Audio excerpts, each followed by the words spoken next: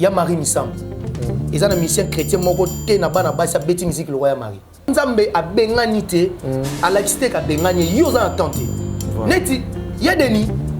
Papa Denis laisse. Oh. Mais biso do lingeka modèle wana te. Église à Congo et comme ici ba frère ba fainéant. Et comme ici ba frère ba goy goy. Yo on a loba ki raté. Tout ça la musa nzambe te poto to coupe to raté nchiki. Et comme ici ba serba. Excusez-moi de mots, s'il vous plaît, peuple de Dieu. Donc, comme il va bololé, édification église, il faut que nous mettons tout le monde il y a besoin de la chair. Donc, il y a une église parce que tu as coquille classité. Ozo masakoli, oza yaya, oza frère, oza mobali, ozo masakoli, faut bala. Tu n'as pas de travail, tu n'as pas une fiancée. Une fiancée. Sors, va travailler. Pour différencier donc le ministère. Hein? Oui, oui. Ouais. L'église entend d'un kangami, église spéciale. Voilà. Prière par la prophétie. Moko yoko changer. Sauf partout au bout de la biso limbisangandeko. Mais Kimba c'est un prophète. Venez à moi, télévision. Abonnez-vous massivement. Mbote na biso balandi nyonso ya télévision, venez à moi tous. La chaîne Abisso chrétienne, Otolobelaka, Oeza Marambo Nzambe, Otolobelaka Makambo, pour édifier les enfants de Dieu dans le monde entier. En Europe, en Asie, en Océanie, en Amérique, et puis en Afrique, qui est notre continent. Alors,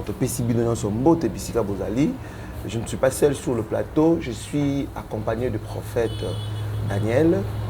Nous allons parler d'un sujet biblique, des choses de Dieu. Alors, Nazangi Kopé Sabaramiya, c'est matin dans l'équipe Mubimba. Il y a venez à moi tous, venez à moi Mag. Nazangi Kopé ça, merci, pas ya papa Luc, Lucas, na maman Élisée, fille, sans oublier le pasteur Frédéric qui est notre coordonnateur, sans oublier aussi le caméraman Joël Soki, autrement appelé Baptista de la presse. Alors, on a Pessi Batounion, Sombo, aujourd'hui, on parlera la prière. C'est une puissance, la prière. C'est un dialogue, la prière. C'est une puissance, la prière. Avec son Dieu, avec le prophète Daniel. Le thème, c'est la prière d'un prophète. Bonjour, prophète. Bonjour, papa. Bonjour, prophète. Allons, papa. Aujourd'hui, c'est la première fois que tu es en plateau Nabiso. Oui, vraiment. On a tiré Bisso na thème na yo. Je rappelle à tout le monde que le thème ici, et ça vient de notre prophète, la prière d'un prophète. Et ça, thème où nous avons inspiré qui Bisso. Ok. Nasima Mabondeli. Nasima Rotala Nembo que Zotambola. De Nzamba Tchek Bisso na motema. Tout le thème oyo, la prière d'un prophète. Pourquoi la prière d'un prophète? Bon, déjà... Pourquoi pas la prière d'un pasteur? Seulement la prière d'un prophète. Ça, c'est une très bonne question. Oui. La prière d'un prophète. Prière, ils ont la Bible. Oui. Prophète, ils ont la Bible. Kosangisa la prière d'un prophète. Tout le monde, à chaque fois, prophète, Koloba, ainsi dit l'Éternel, il y avait des choses qui changeaient. Voilà. Il y avait des choses qui changeaient. Mais il mal immédiatement.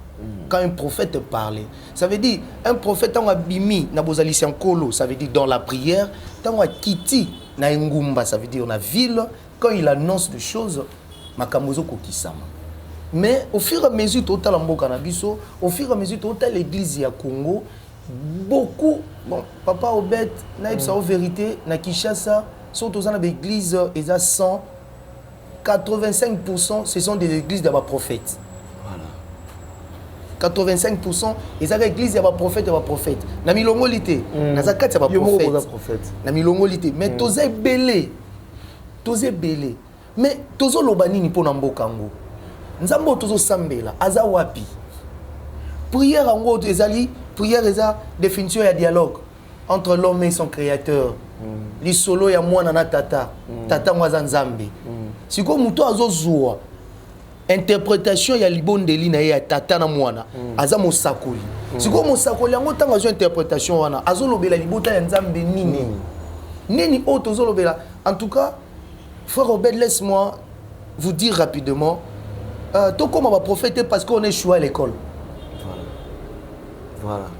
Tu comme pas prophète parce qu'on est choisi à l'école, cop en chique, simbité, donc au moins maintenant cop en l'art et ça cop en colo.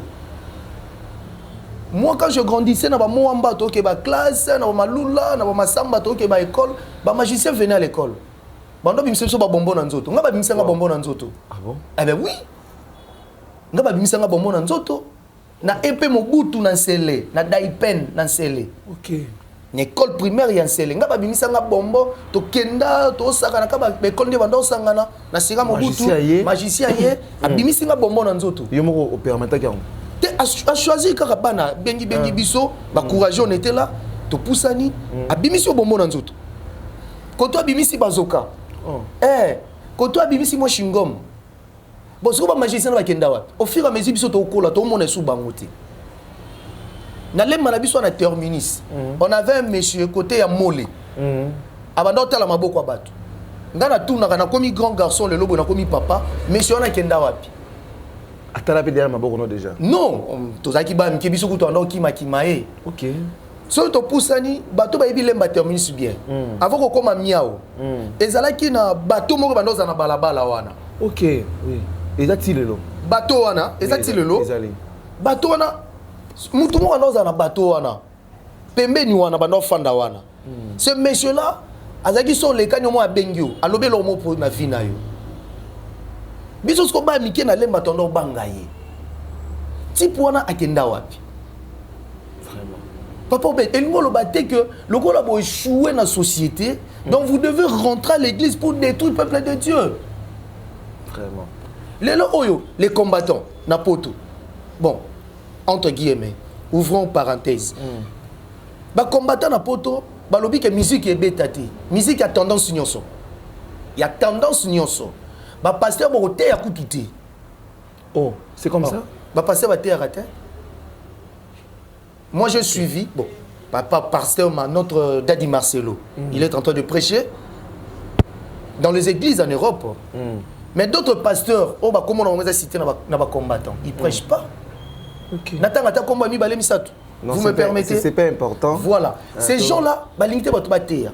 Mais un prophète de Dieu, tant que vous pas un colo, message ninzamba PC pour ces combattants-là, ce sont des Congolais. En tout cas, entourage, il y a chef de l'État. Il y a des serviteurs de Dieu, n'est-ce pas? Oui. Qu'est-ce que nous avons pour la nation Nabiso? Moi, je lis la Bible. Il y a des pasteurs, il y a des hommes de Dieu ou des prophètes qui permettent à roi de changer la roi de volonté au salle de exactement. Nzamba tinda bi yo monde ngoza wana. Ayebisi mosel na ya lobi kende ko yebisa mokonzi wana na rejeter pour na poni mususu. Prophète Pakei. Prophète Pakei, alobi pe makambo ekokisami. Alobi boloko la santete, kene na mboka na ndako ya mutu entel, ponelanga mutu entel. Akomi na ndako wana babimisi babingambe. Mais le jeune homme qui était moins zéro là, azaki na zamba, mosako lobi bakokite, moko azana zamba na monanité. Boya na ye. Là je parle de l'histoire de David. Parce qu'un prophète, nzamba tindie a sali makambo na Congo, prophète nini biso basakoli nini o nzamba zolobela biso pona mboko.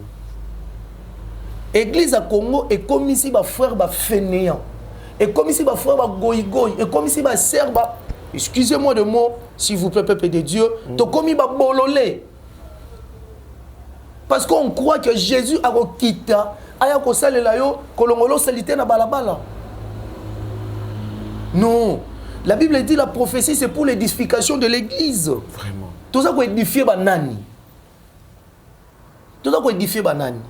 Bisota to kola boye manzembu na bambonda na l'église de réveil babi Yesu azaliawa banzemba na imba ma ressuscité. Comment banzemba kala? Comment banzemba kala? Banzemba sikoye so pianiste simbi piano balangue mo pe komi mikolo ya balangue mo pe komi na église mikolo na ko lobango te ngana ko lobango te na oyeba te eza omona batu moko boye na coin na bango baza na langue moko balobaka langue wana so yoka ngo kanisa langue moko boye batangaki yango pena bien bazola ki yango ba licence bazoki mo formation bazoki mo ozoka gu faut robet langue wana zo ko ngo elengi mais est-ce que c'est vraiment ça? Nous avons la biso. Excusez-moi si on a attaqué l'église. Non, oui. On a attaqué l'église. Mais les cathos la mouka. Thème la prière d'un prophète. Ngana ndimi sa bana nyo son église, vous êtes des prophètes. Nous t'avons sabino te bana ngala balabala. Même moi aussi je suis prophète. Papa Obed oza prophète. Nzambe no ya secret, ayoka ko na lieu secret, ayoka ka prophète te. Il parle à ses serviteurs dans lieu secret. Un prophète, azan moto ayoka ka nzambe na lieu secret. Yoka ka nzambe te. Nzambe no lobelo loko te ko kisami. Lobelo nga déjà. Et alors, ba prophète bon. Est-ce que édification église, il faut nous bêta pour battre mon sakoliti, ya buzoba na cher. Non, ça c'est un prophète. C'est pas Nzambe asunga biso hein. Église na biso nous sommes pas parfaits. Hein? Tout ça ka ba bilenge oyo to comprendre qu'on doit bosser pour cette nation. Moi je connais les églises où on va créer ba ONG lelo ezawapi. Na pour ça créer ONG. Basé belé, c'est belé. Non pour ça créer ONG ngai. Mais j'ai compris. Na solo na massa moko boy. Lingala ngona lobango hein. Oui. Eza lingala to loba. Na solo na massa mo na ngaya. Bino bo saba je na kopo ya nkolo ha. Tala, kopo ezo sanga mutu pasi. Avant kopo e bomanga ngana o bomango na. Oh. Azungi singa ko? Yo, musala nzambo benga mo kopo. Donc ça veut dire kopo ezo l'élection mutu avant e bomayo il faut bando bomango na. Ah non. Ça veut dire que tu n'as pas écouté Dieu. Nzambe mo sakola yo kaka. Nzambe wana atikaka te. Amen. Dans la prière, quand tu écoutes ton Dieu, franchement, sur le terrain, tu dois faire les exploits. Amen. Moi, je crois que, il y aura de vie dans cette nation vont changer. Amen. Moi, je ne veux pas que l'église est comme un fardeau, mon robot, est comme un corvée pour les autres. La lingité. La l'église est développée Congo. Est-ce que c'est ça vraiment la mission de l'église? Il y a qui peut développer Mbokato ou bien pour que les enfants de Dieu soient dans l'école? Je dirais oui. Je dirais pas non. Mission, il y a église. Franchement, c'est pour amener quelque chose de l'intellectualisme dans une nation. Dans une nation, pardon. Il y a un loba qui a raté. Tout ça, la moussa nzambe était pour te rater un chiki. Toi qui m'en église, c'est parce que tu coquille classité. Dans les églises, il y a des intellectuels. Dans les églises, il y a des gens qui réfléchissent. Ceux qui t'ont mis ma canisse à bien une église. Moi, j'étais vers bon marché. Namoni ba frère moko bon, na boyi ko tanga kombo, balati ba gilet. Hein, ba gilet jaune wana, o bato ba sala misala. Na ba kombo. Na ba pau. Na ba brouette na ba chariot. Bazo kombo la balabala. C'est ça l'église. Moi je connais et je sais, il y a des gens à la présidence. Bah ça me l'a église moro quelque part ouah. Vas-y belé. Est-ce que ces gens-là bazangi bouani à côté de mboka? Ba bimi une église. Église, et c'est si quand faut to coûte ba valeur absolue. Ba valeur au vraiment nzamba na posa nango. À l'ancienne économie, quand je parle de l'ancienne économie, Ancien Testament, dans l'ancienne économie, c'est l'église qui établissait le roi. Oui. À l'ancienne économie. C'est l'église aujourd'hui, là où est cette église-là? Parce que nous-mêmes, nous avons voulu que tu côté ici, tu aies une dénomination. Organisation biso moto s'organiser to bito luka ba konza mboka to sala boy to kende boy. Est-ce que Dieu a vraiment besoin de ça encore? Soki to komi ko luka ba konza mboka lokoso ba konza mboka ba no luka biso nakala. Oui, Mobutu cherchait des pasteurs. Oh, Mobutu a travaillé avec des hommes de Dieu. Malgré tout makamnaye, mais Mobutu, moi je sais tant no ba no ba kamba boy. Parce que na koli na quartier oyo Mobutu bandaye ko ya butu moi. Mutu yebi daipen. A lobela Mobutu bien. ke muto afandi koto na balemba banjili banini muto afandi na daipai na nsele biso ezalaki faire 20 ans so bomoni courir 4 années Mobutu akoti c'est school akoti ok Mobutu akoti mais ntango akota bongo Mobutu mingi na daipen à partir de 22h 23h wana otamwa makolo avec ses gardes ok oui aota la cité na nsele ya daipen ça m'a visite alors ça visite na moyiboye Mobutu aota bino na école à côté de lui azana ba pasteur ya kimbangiste des gens de kimbangiste azana moi deux pasteurs protestants à côté de lui ok tala ba cité nyonso Mobutu atonga atika ba église atika ba aumônier sur dans la kati ya camp il y a des aumôniers oui jusqu'aujourd'hui tala bien ba camp nyonso ba cité nyonso Mobutu atonga ezana Kinshasa te ezali banda il y a toujours une église dedans parce qu'il croyait aussi à Dieu il croyait à Dieu n'est-ce pas que notre papa Fachi Chilombo Tshisekedi achaki mabolongo na se tant ba passer ba zingaki évidemment n'est-ce pas papa Fachi sort de l'église azapena église fraîche au moins te makambo ça les abena église makambo ça la comportement na yi azaba silence église c'est ça l'église église ezana ba valeur où il faut payer ça na mboka papa bête c'est vraiment important très important mon dadi ababengie na mokonzi moko mboka alobi na ye tu dois prier pour moi pour makambo na nga évoluer mokonzi mboka na bengi avant to bana prière mokonzi mboka proposer l'art na bateli montant l'art proposer bon na bateli montant l'art offrande ou quoi offrande pour ya benga ki offrande na bombi pe mokonzi mboka wa dadi nanga lobi prière to esala awa ezana pour offrande te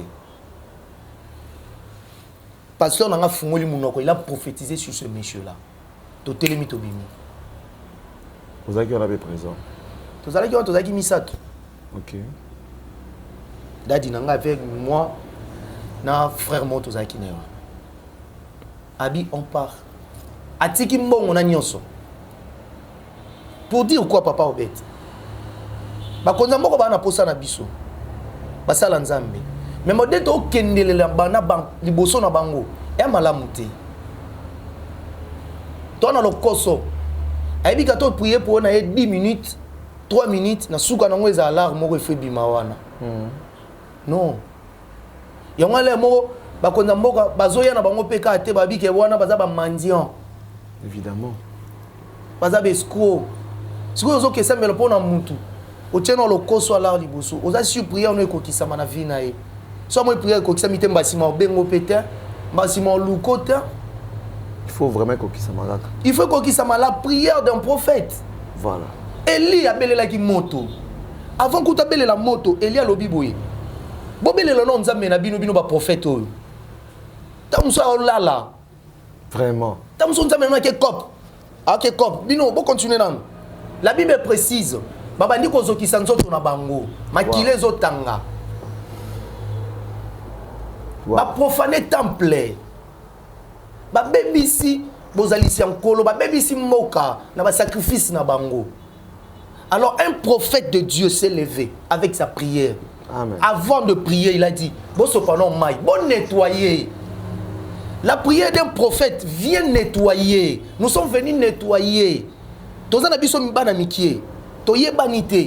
Mais avec la prière, on va nettoyer. Et puis on va invoquer le feu. Le feu va descendre de cette nation. Amen. Et ça, sinon, il y a ma parole. Il y a des prophètes dans la Bible. Il y a ancienne économie. Il y a une nouvelle économie. Jean-Baptiste a prophétisé sur Jésus, qui était son cousin. Voilà. Jean-Baptiste a prophétisé sur Jésus. Il a dit des choses. Jean-Baptiste, pour que Israël soit sauvé par Jésus, nous les chrétiens, il a présenté Jésus comme un agneau.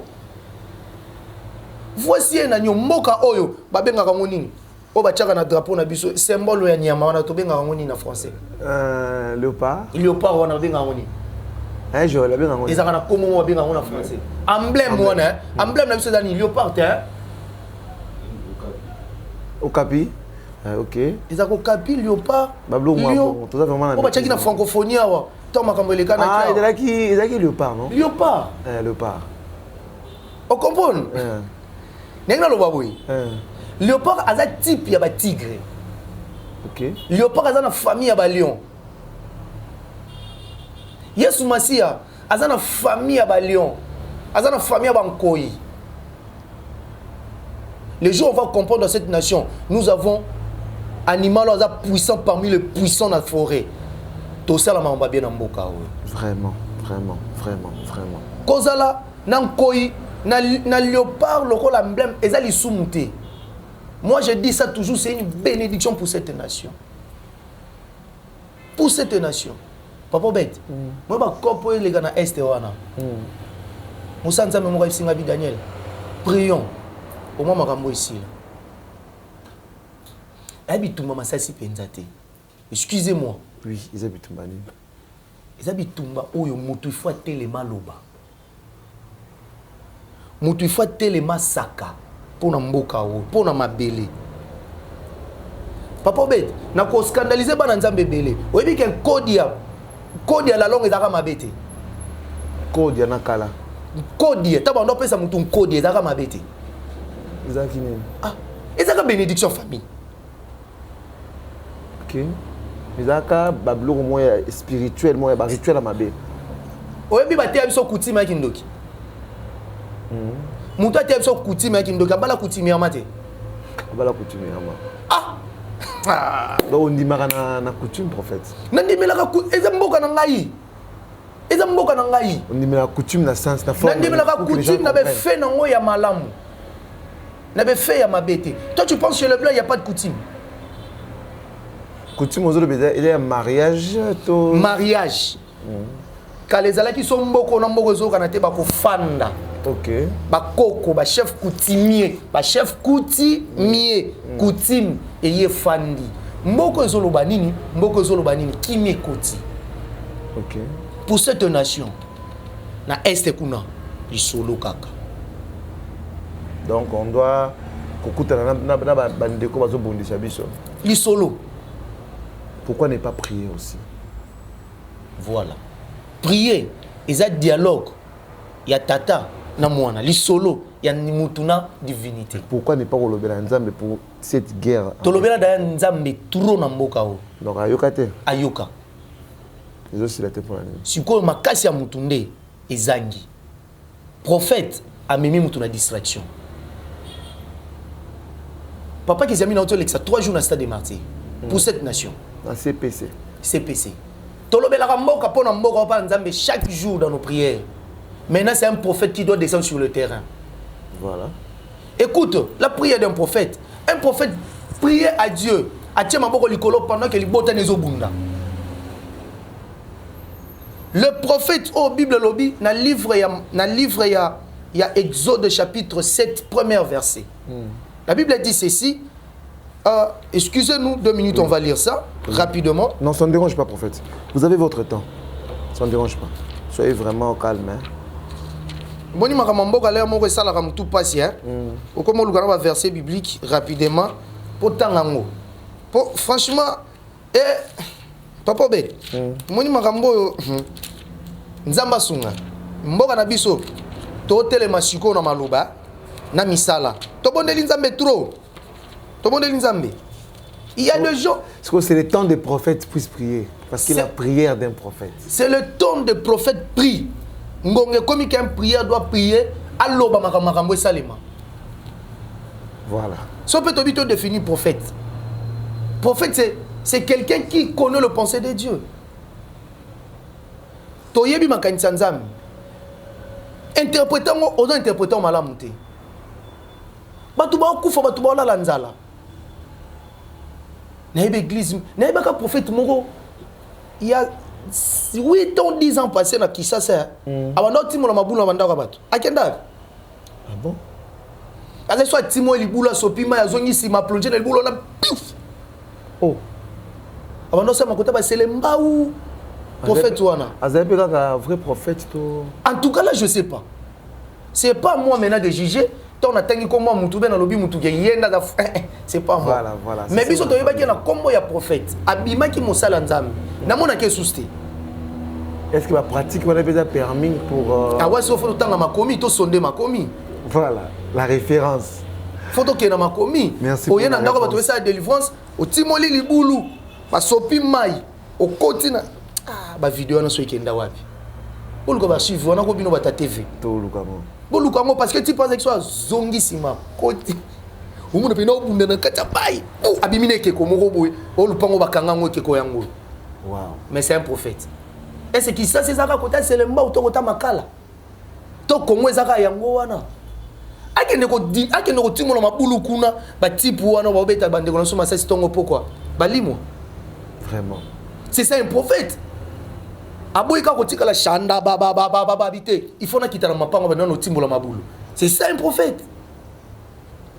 Papa Obed, revenons ici. Voilà. Exode chapitre 7, premier verset. La Bible dit ceci, j'ai lu au nom de Jésus. Amen. L'Éternel dit à Moïse, regarde, je te fais Dieu pour Pharaon. Et ton frère Aaron sera ton prophète. Il était prophète, c'est Moïse ici. Mais pour une mission quelconque, pour une biki libota nae, Nzamba komisien ameni nzambe liboso ya moto. Azwinde konaye propre, son grand frère Aaron a commissaire prophète nae. Mais écoute, na makambo est-ce que nazoloba la prière d'un prophète. Celui qui était appelé à être Dieu devant Pharaon a commis dans ngomba Alexis Kibonzambe naye. Et son frère a compris que tant qu'il t'a maboko, biso wa to échoué. C'est ça un prophète doit lire le pensée de Dieu. Voilà. A Monique Nzambe a sali l'essentiel. Non, sunga Nzambe te. Mais na tchaka mabanga a continué musala naye biso to kita na terrain. C'est ça un prophète. Merci Père. Nao laxi biso lobi na biso ke so tche maboko likolo to longa. Tikala maboko likolo. Ngai lokwa na mosakuli. Mais kiti na terrain. N'est ça l'exploit. Amen. C'est ça la prière d'un prophète. Un prophète a yoki nzala jour mususu. Akena ndako mo akekuta mo simo na mo anena farina uila muke. Abi bo pesa. Na yoka bien. Papa be jour nga nazalaka tuna nga nazalaka na koyebisa yo. Nga zalaka na fenêtre biso tunzala. Mon kate na mboka. Siko to mo ka prophète akoti na ndako wana. Prophète, prophète. Aïe ko senga bloko lia. Biso nyoso na quartier loko lia zate. Ka mwaso na mwana ne to okele kutu mawa. Mwaso kutu lobi na tireka na oyo songa na mwana to lie tozo kufa lokwa ba misusu. Prophète a dit pesanga na ngana lia. Songa na tondi. Ah la prière d'un prophète. Voilà. Lorsque un prophète se rassège dans la présence de Dieu, il sort dans la présence de Dieu ventre plein. Lorsqu'il vomit, il vomit que le miracle. Amen. Il vomit que le démonstration. Amen. C'est quoi la nourriture au liaki dans coulisses? Na secret, c'était quoi? Mouyembi moko yembi, cache-toi. Jusqu'à quand? Oui, c'est bien. Na makamusi, tu dois te cacher. Mais pour l'église, pour cette nation Congo, non, ngana bomba ma souste. Voilà. Na bomba ma souste. Parce que quand je me cache, na où me na mabondeli. Na tika la mpiaka. Mboka na ngeza ko évoluer te. Te, ba chômeur ba leki. Par année, to bimisaka combien de licenciés? Belé. Plus de 10 000 licenciés dans Mboka. Oh, plus de 10 000. Oui. Parce qu'il y a beaucoup d'universités, beaucoup d'instituts. Beaucoup. Oui. Surtout dans la capitale. Babima ke belé. Avantage na bango ezani. Vraiment. Mundela ebike, ceux qui bano baza 700 ba 6 classes ba bimba licencié, misala na bango déjà ezali. Mundelo ya boy so kuti mwana. Na landi li solo moko na TV. Kimbangu koko na biso. Koko na biso. Prophète Kimbangu. Koko na biso prophète Kimbangu. Je suis fier ya Goloba. Kimbangu, c'est notre prophète. Oui. Je suis fier. So partout au boy otala biso limbisanga ndeko. Mais Kimbangu c'est un prophète. Qu'est-ce qu'il a dit? Oui. nalandi lisolo wana na église ya prophète Joël Tatu. Prophète Joël Tatu. Azo lobela sur la prophétie, sur l'onction et la parole puissante d'un prophète. Nzo na kati église neza na mwana moko aza koko ya famille o Kimbangu asala miracle. OK. Est-ce que vous comprenez ngai? Kimbangu asala miracle na famille moko boye. Siko descendant ya famille wana a prié kana na église ya prophète Joël Francis Tatu. Abengi ya ko témoigner. Alobi ton Kimbangu bandai ko kima ndango bandau lukaba bomaye na mboko bandai ko kende azo senga biloko kolia bato ba opimela ye. Akomi nesika moko boye akuti koko moko mama moko alobi na ye mama na pesi malala. Tangu fumu Kimbangu azui malala wana alaki alobi maloba na via mama wana. Abiomoni na mboka na bino oyo kuna na Bakongo. Na mboka na bino oyo bino kande bondolo na malala esimba. Wow. Ça veut dire une grande partie à malala tolia ke utaka Bakongo. Okay. Une grande partie à malala bimana Bakongo. Ya famille wana. Wow. Oh prophète Yemoka Kamwe. Prophète Tatu Kamwe lobi. Prophète Joël Tatu Kamwe. Alobi, ça fait déjà un siècle après près. Wow. Banda un prophète a dit des mots. Jusqu'aujourd'hui. Jusqu'aujourd'hui, famille na kande balona malala esimbaka. Puis on a presque na Kinshasa mon bimba. Presque na Kinshasa. Et le frère l'a précisé lobi, bato no so ba meka kolona malala esimbaka te na mboka na biso. Faisaka ba descendant ya famille wana. Et faisaka lignée wana. Voilà la puissance de la prière d'un prophète. Voilà. Il a dit, depuis qu'il a dit, le au cosmos, c'est quota des ordres. Hein. Moi, je priais à Dieu un jour, mais tu aussi que je me souviens de bima oyo. Au changement climatique. Oh, papa, Joshua Kangali Kolo. Mais quand il y a Kangambula, il y a des ordres dans ma pata. Il y a ici l'idée. Amen. Donc, on a toi les recoins et la vie ce jour ce soir. Parce qu'un prophète a dit le mot. Parce qu'un prophète a parlé. Jean-Baptiste a parlé de son frère. Agneau qui ôte le péché. Wow. Nous avons ce pouvoir-là, nous les prophètes. Il y a que la pécheuse à Namboka. Par nos prières, par la prophétie. Mboko a changé. Quand je parle de la prière, je parle de l'énergie que l'homme sort dans la présence de Dieu. Amen. L'énergie, ça nous permet maintenant la prophétie et la tanzoto. Oui, tu es courageux. Mais tu dois sortir de la maison pour chercher travail. Adressez-vous aux gens qui nous regardent. Oh, aux masakoli, aux yaya, aux frères, aux mobali, aux masakoli, faut bala. Tu n'as pas de travail, tu n'as pas un fiancé, une fiancée. Sors, va travailler. L'énergie que tu as là dans la prière, ça te permet maintenant de la soni. Yako bimana bala bala, oluka musalo zwambongo, o bala. Ngao ndo kuna na bala o. Na iso kino faire na sala. So na tirala na permanence parce que prophétie et zakari église n'est na balate. Papa bête. Oui. La prière, c'est l'énergie. Tant l'énergie est côté on nzoto, ça produit maintenant des miracles. Voilà. Miracle c'est la prophétie. Miracle c'est l'accomplissement. La Bible dit il est derrière sa parole pour l'accomplir. Les souma makaso pena ko salara te atato banemo kilimbale belé ya ko kosa mutu. Jamais. Atala jamais ko kosa mutu. Donc quand il te dit une chose et koko kisama. Alors bien aimé dans le Seigneur, je t'invite. Si tu veux prier avec nous, je te passe mon numéro rapidement. Ouais. 081 plus 243 81 54 21 520 plus 243 81 54 21 520. C'est mon WhatsApp. Voilà. Appel normal. Contacte-nous. Viens. En tout cas, les jours, j'ai un coaching. Hein? Au moins, thème la prière d'un prophète. Et ça pas entrepreneuriat dans le. Ok. Oui. Parce que moi, faiblesse, c'est quand trop dans ma là-bas en Zambie. Moutokani, c'est que prophétie, ça n'y a pas pour la vie. Oui. Moi, ça, c'est la monnaie. Vraiment. Vraiment. N'a pas de Oui. On permet de n'a pas de Beta. N'a pas de Beta, pasteur. Il y avait un prophète. Na lelaye makas. Na lingake tilelo. Je le respecte. C'est vraiment Aza papa bato ba ni msanza mbesika kala loko abisoté. C'est le prophète de Niles. Ko sakane ne grand prophétique to emora lobaka. Et ratarate. Vous comprenez? Mais maintenant il y a doute les camps prophétiques naïe. Pourquoi? Père hein? Vraiment comment ça là? Oui. Abindou les anango ya yete mais a meki na ngaka. Ndou les abina professionnels.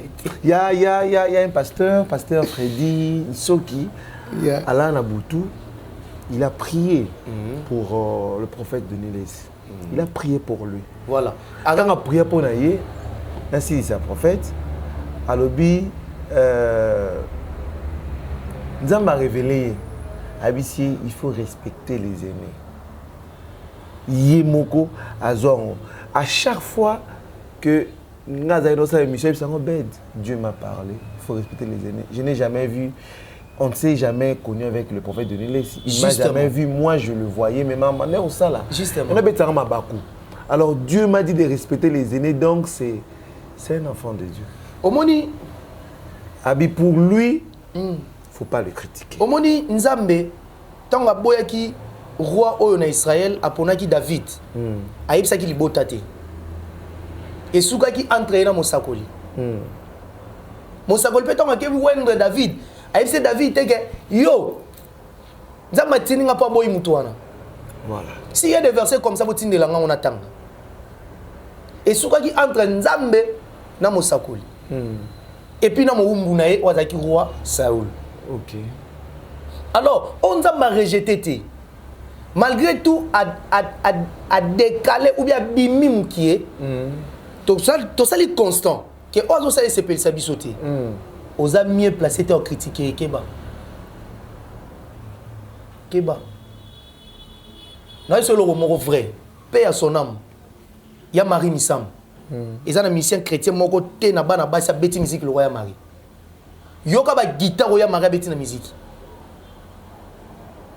so musique ya Marie yoka ba guitare yoka na ba guitare ba kula.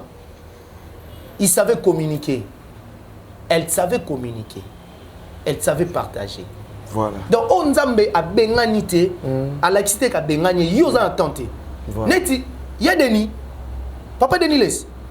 Oh, mais bien sûr, on a un modèle ou anate. Il y a moitié soit qui a un écran prophétique, soit niati ou simbi. Oui. C'est comme Moutou ya bongo. Ils ont un Simon Lobake. Eh, non. Il y a ça, pasteur. Nous n'avons pas molaï. Pasteur Freddy Soki. Pasteur Freddy Soki. Que mon Dieu vous bénisse. Amen. Et ça, papa n'a pas besoin de Kinshasa. Et ça, c'est le quoi, tu as pasteur. Là, mon sambe pensamba lobelio, olobake ah tipuana. La prière d'un prophète. Yo quand le solo te que un vieux prophète papa Obed a bungi un jeune prophète là. Yo quand Lio aliaye. Un jeune prophète à Kenda. Ba père wana bazana expérience.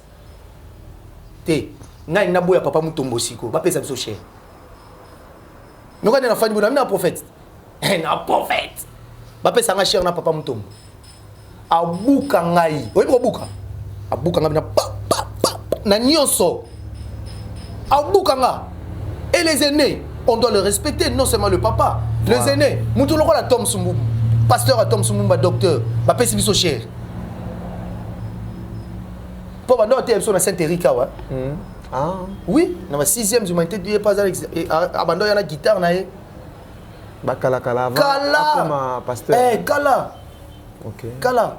Biso to benga ya Toms. OK. Bon, na commis pasteur, il pas commis pasteur. OK. Qui a yezalaka? Droit de naissance. Ah oui, et même Paul parlait de ça. Nzambe akotala kiyaya. Voilà. Akotala kiyaya. la prière d'un prophète, et ça thème autozolo belango. Il y a séminaire tout ça nango. Mais quand on dit misa mon fur et à mesure que na thème o le quoi ils ont développé ma rambi belé na scène yango. To lobito ke nango kaka inane mo. To si ça nango année. Et ça la inane. To si ça nango ti ba nuit il y a 31 décembre. OK. Dès qu'on a clôturé, je crois dans ma formation peut tout ça nango entrepreneuriat. Nous voulons pas que tous ça na frère o azo espérer mais il sait pas quand même créer. Donc l'isakologie au gozoa. Mais banda awa, banda fondement awa, ponzama memayo. Colgate, le loto pour ça dentifrice Colgate, ils ont vision zoa, pas yanzambi. Moto tolobaka grand mathématicien du monde, type wana kenda wana, azo formule wana lala. Dieu l'a visité. Biloko nous sommes dans la pose aux explications tu peux toujours nous contacter. Voilà. On va t'expliquer beaucoup de choses par rapport à ça. Voilà, je pense que nous avons suivi la pensée de notre prophète Daniel, la prière d'un prophète. La prière d'un prophète, le prophète Daniel a pensé, a que moi, Nanzambe nyonso ayebake aza prophète. Parce que quand tu pries, quand quelque chose est comme dans la vie, parce que Nzambe a révélé toujours quelque chose. Et puis référence à Bisso, il a toujours dans sa parole. Alors, moi, Nzambe nyonso oyo azali, il faut ayebarake la prière d'un prophète, il a un impact dans la vie na otambola naye et puis dans la misala. Il encourage aussi le prophète Daniel encourage aussi le jeune, toute personne parce que lui aussi il a une histoire. Je pense que prochainement moi, je connais une partie de son histoire. Je ne peux pas le dire. Lui-même va le relater prochainement dans ton plateau. Tout simplement pour que Nzambe Bazala toujours droit, Bazala courageux et puis Bazala na prière. Lui-même, il encourage tout le jeune, tout le vieux, toutes les mamans, Bazala trop accroché dans la prière. Parce que pour lui, tout le monde sont des prophètes. Parce que Mouto Sosambe la Nzambe, Azalaka en communion Nzambe, Aza prophète. Parce que Dieu va te parler, Dieu va te dire quelque chose, à moins que tu aies un discernement. Alors, ce qui est pas Moussa Nzambe, ou Azan un ministère prophétique, à quoi il a interprété, même son Jésus. Papa Obed, mon frère Obed, Olobé le mot très important. Oui. Tout différencier dans le ministère. Hein? Oui, oui. Ouais. Hein? Et bien là, le prophète batongi église non parce que un ministère prophétique. Oui, voilà. Batongi église parce que un don. Aux hommes de l'église entend don kangami église spéciale. Voilà. Dieu nakati ya musala na ye alingaka ba ministre alingaka bato bana ba donté. Parce que don kangama nango ministère otikala. Lotomo ekozala okukeni na yango. Voilà. Voilà. Faut tout préciser. Voilà. Je pense qu'aujourd'hui, c'était tout simplement une émission pour parler de la prière d'un prophète. Alors, prophète Daniel, vous a marié. Expliquez, vous a marié, père de combien d'enfants? Et puis, c'est quoi le nom de votre église où vous servir Nzambe pour que Batmazola Nabaïba? Nazam marié, Tata Bana. Ok. Tata Bana, Nazam marié. Marié d'une seule femme. Moi aussi moko batandi yango ate moko moko moi si nanga ya moi si nanga ala kitoko na pesa na komona ye moi si nanga comme moi si nanga so mo ne ko lo ba moi ça pour faire Daniel. D'accord. Donc maman Tania là où tu es, je t'embrasse ma chérie, tu sais comment voilà. Moi si nanga papa Banapé, je salue mes enfants là où vous êtes. Et église, Nabimi église, école de Turanis. Ok. Chez l'apôtre John Nguizani. Ok. Wanapena père Tata Nangai. Ok. Tata Nanga, mais nous sommes en train d'évoluer petit à petit dans le ministère la parole révélée. Ministère parole révélée. Ok. On est la révélation, le rôle la prière d'un prophète. Voilà. Impact la prière d'un prophète, car on a comme église au ministère parole révélée. Donc nous voulons vraiment avoir la révélation sur la prière et la prophétie. Nous sommes tous en révélation. itochango pe na misala. Amen. Surtout pour na mboka. Ce qui mboka est tel muta telemi mboka est telema. Batamayele balobi éduquer une femme c'est éduquer toute une nation. Or l'église nzamba la kisi biso no solo kwa basi. Ça veut dire surtout que pas nzamba prendre biso de bonne manière totongi mboka oyo. Amen. Mboka évoluer. Donc c'est ça, je suis marié. L'église est déjà na tobandi église moko na Njili quartier 8. OK. Oui, quartier 8. Moko ebandi wana mais oyo ya kofanda tozana masangambila. Tozana monga fula na masangambila, parole révélée toujours et puis parole révélée monsieur ebandi na Njili na 8. Alors pour des précisions numéro na biso toujours. D'accord, d'accord. Plus 243 81 54 21 520. On a vraiment contacté biso, on a vraiment de détails, de précisions, aux adresses, tu viens à l'église. Voilà, merci, merci. Voilà, nous sommes à la fin de cette émission dont nous avons parlé des choses de Dieu. Nous avons tout simplement renforcé sur la prière, comme dit la Bible. La prière est un dialogue, la prière est une puissance.